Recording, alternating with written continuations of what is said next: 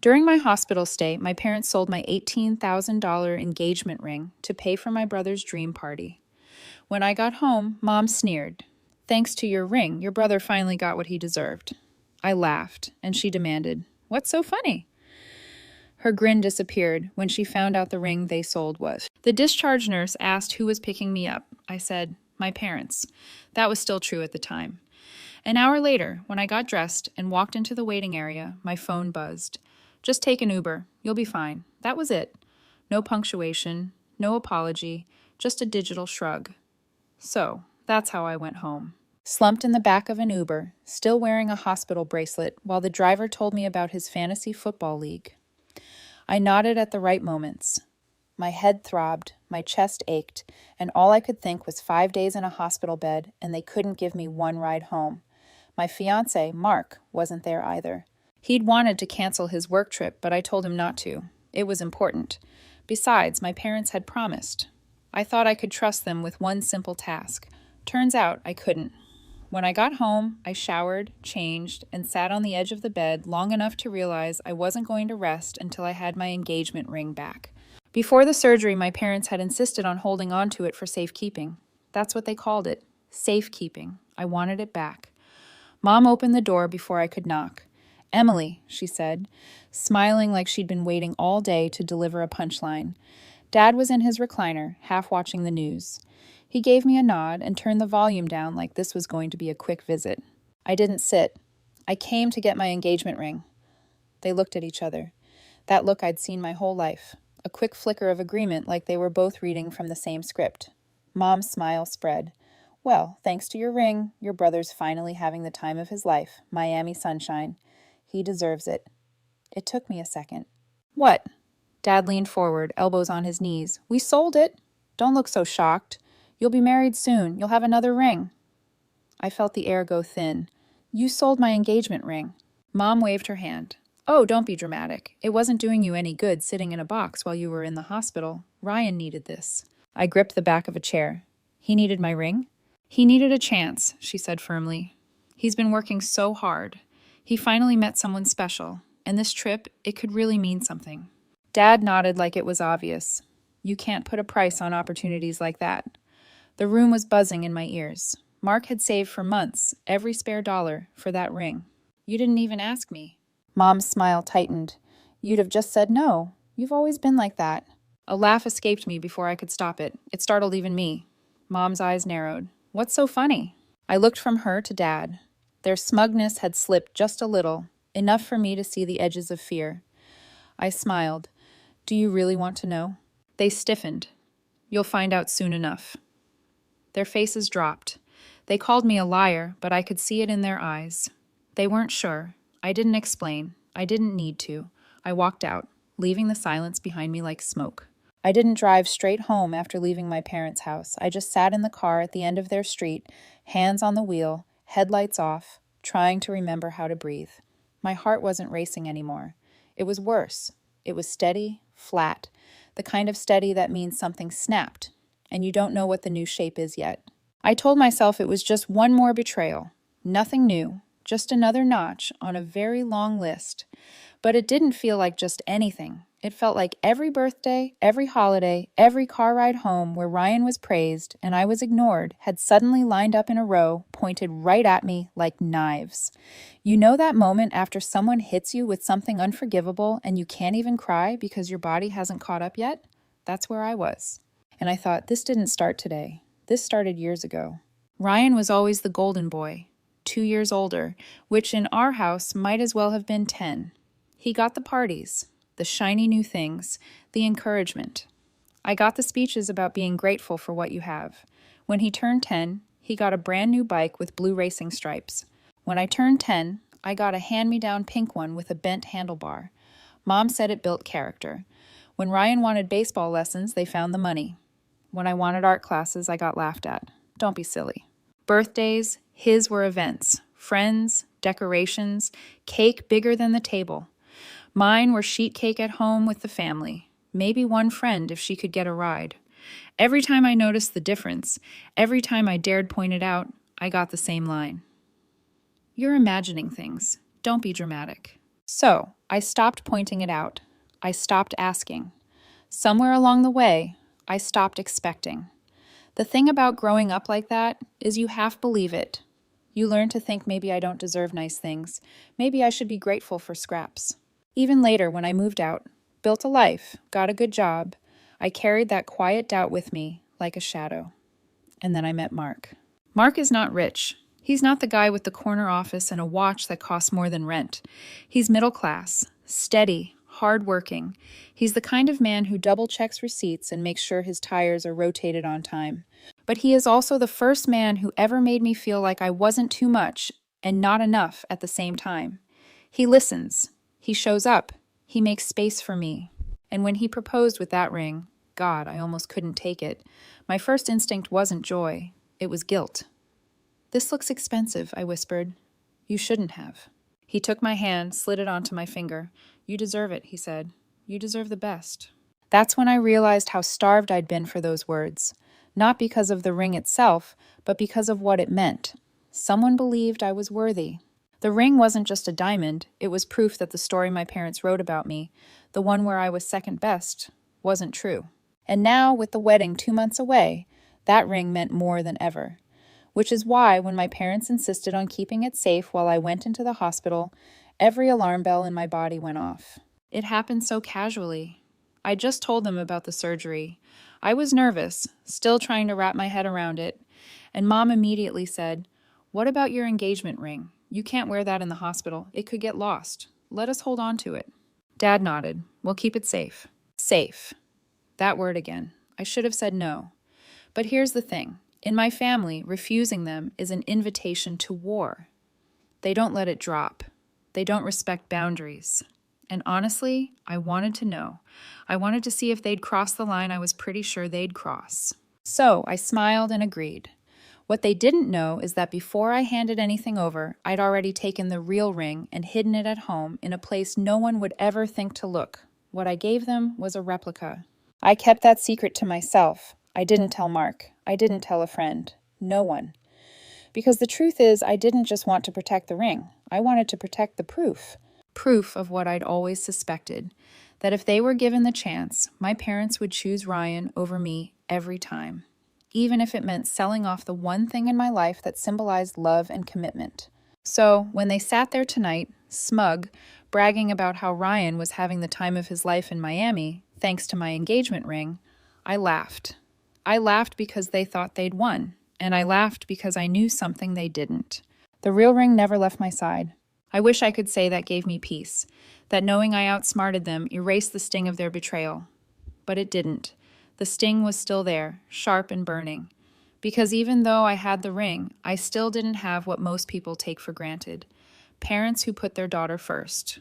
Parents who didn't see me as collateral damage in their mission to make Ryan's life easier. But at least this time, I wasn't powerless. At least this time, the damage wasn't mine. And they had no idea what kind of mess they'd just walked themselves into. I wish I could tell you my parents just sat in their smug little living room forever, clinking glasses over how clever they were, but that would have been too easy. No, the first crack came a few hours after I left their house.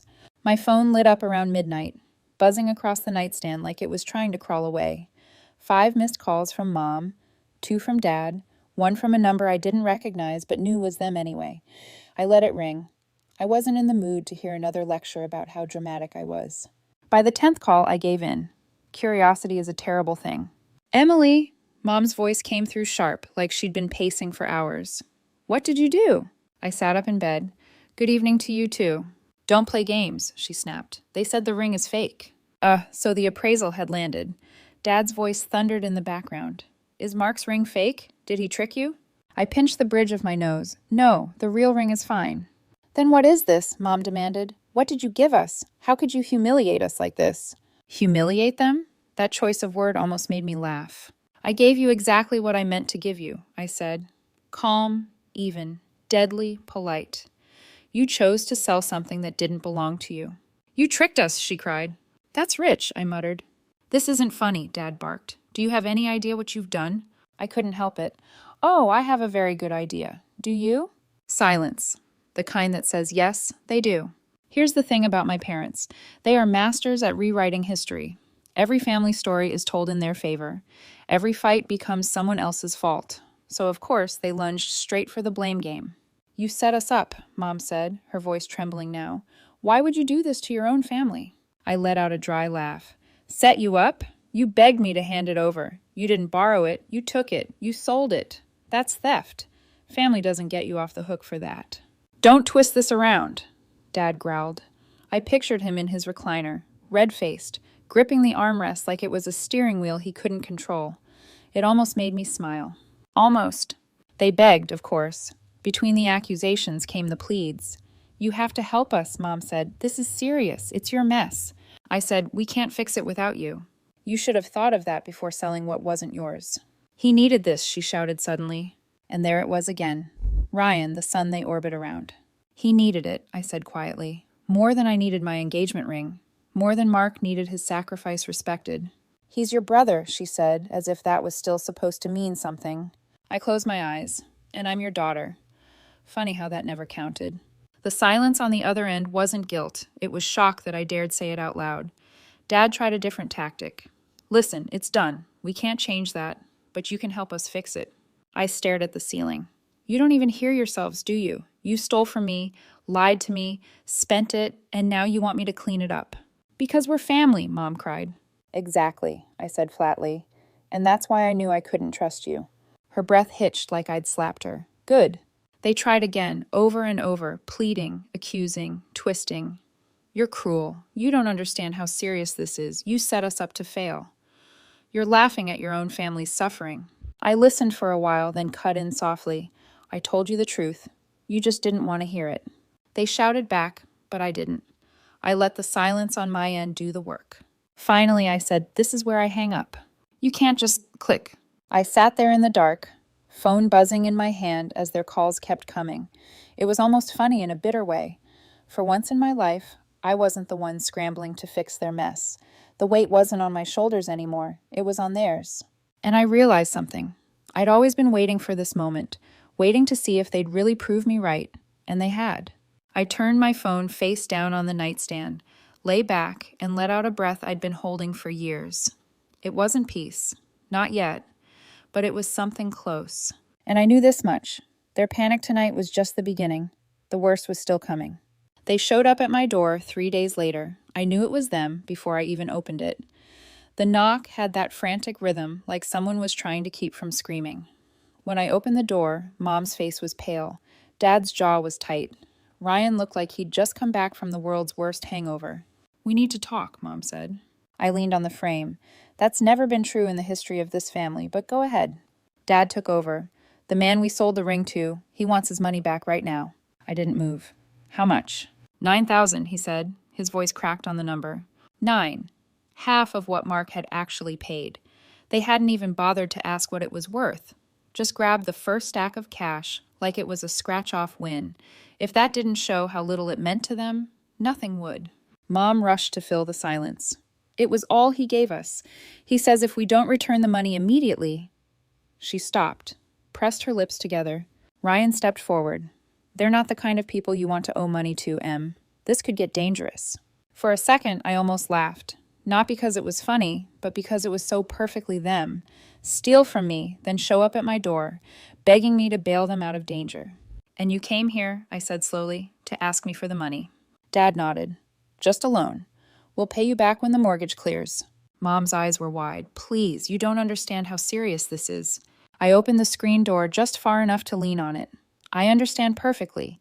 You sold what wasn't yours. You spent the money, and now you want me to make it go away. You don't get it, Ryan's voice cracked. This isn't about you anymore. It's about all of us. No, I said, calm and cold. It's about you. It always is. Mom's face tightened. We're your family. I held her gaze. That hasn't meant what you think it means for a long time. I closed the door. They stayed outside for another few minutes. Voices muffled, then finally left. I didn't watch them go. The next morning, my phone rang. Ryan. I almost didn't answer, but curiosity got the better of me. He didn't waste time. Because of you, they had to max out every credit card. They even took payday loans to cover the $9,000. Their credit is wrecked. They can't remortgage now. They might lose the house. I took a sip of coffee. That sounds rough. Rough? His voice cracked. You ruined their lives. I laughed once, sharp. I ruined their lives? You blew $9,000 on a weekend in Miami. Tell me again who ruined what. That trip mattered, he snapped. You'll never understand. You're right, I said. I won't. You're unbelievable. I finally am, I said, and hung up. The fallout came in pieces. A cousin sent me a screenshot from the family chat, a for sale sign planted in front of the house. An aunt called, her voice full of pity dressed as judgment. Mom's message in the thread, we're moving into something more manageable. Manageable. That was one word for it. The truth was simpler. They'd borrowed so recklessly to cover the $9,000 that their credit was destroyed. The bank wouldn't give them a refinance. The only option left was to sell. And they did. 2 months later, I walked down the aisle in a dress that actually felt like mine. Mark stood waiting, steady and sure, the way he always was. The ring, my real ring, glinted on my finger as he took my hands. My parents weren't there. Neither was Ryan. Not by accident, not by oversight. I hadn't invited them. For the first time, I didn't feel like I was missing anything. After the wedding, I found out they'd moved into a rental across town. Smaller, cheaper, reputation in shreds. People kept asking if I felt guilty. I didn't. They lost their house, but I lost nothing except people who never truly valued me. And for once, that felt like a fair trade. Fast forward a year. By then, I was 8 months pregnant. Swollen ankles, a belly that made bending over an Olympic sport, and a calendar covered in doctor appointments. Mark was nesting in his own way, assembling furniture with the seriousness of a surgeon, researching car seats like he was prepping for trial. And then the messages started again. It began with Mom, short and syrupy. We want to see the baby when it's born. We'll be good grandparents. Let's put the past behind us. I ignored it. Then Dad, think about the baby. Don't punish us forever. Ignore. Then Ryan, still somehow convinced his voice carried weight. This is bigger than you. The baby deserves family. I laughed out loud at that one. The idea of Ryan giving parenting advice was like a cat teaching swimming lessons. I stayed quiet, but relatives never can. An aunt texted me, "Why are you being so cruel? They're devastated. Everyone's saying you won't even let them see their own grandchild. Haven't they suffered enough? Stop making everything about yourself." It snowballed. My phone filled with whispers dressed up as concern. Family group chat notifications stacked up like bricks. Passive-aggressive prayers. Vague lectures about forgiveness. Thinly veiled attacks. I ignored them until one night I couldn't. I was exhausted, swollen, fed up, and I snapped. I typed a message into the group chat. My hands shook, but not from fear. Since you all want to know the truth, here it is. A year ago, while I was in the hospital, my parents sold my engagement ring to pay for Ryan's Miami trip. They took $9,000 from a shady buyer, spent it, and when the appraisal came back fake, they had to max out cards and take payday loans to cover it. That's why they lost the house. That's why they're in a rental now. They didn't lose everything because of me. They did it to themselves. Send. Silence, then the flood. Cousins swore they thought it was gossip, not fact. Aunts gasped in digital italics. What? They did what? Screenshots flew. Emojis stacked. One cousin wrote, "I can't believe they blamed you when they stole from you." Another explains a lot, always knew Ryan was spoiled rotten. The tide turned. For once, I wasn't the dramatic one. They were. Mom tried to post a defense, something about sacrifice for family and helping Ryan when he needed us most, but it sank instantly under the weight of everyone else's disgust. It was like watching a dam break. Years of favoritism and excuses exposed in one thread. They weren't the golden couple anymore. They were the punchline. In the months that followed, I heard the rest through whispers. The Miami girl had dumped Ryan not long after the trip, and eventually he moved back in with my parents at the rental. That's how it ended. The three of them under one roof again. No house, no reputation, and no excuses left. And me, I built something better. So tell me, did I do the right thing? Did I go too far or not far enough? Let me know in the comments. That's how it ended. The three of them under one roof again.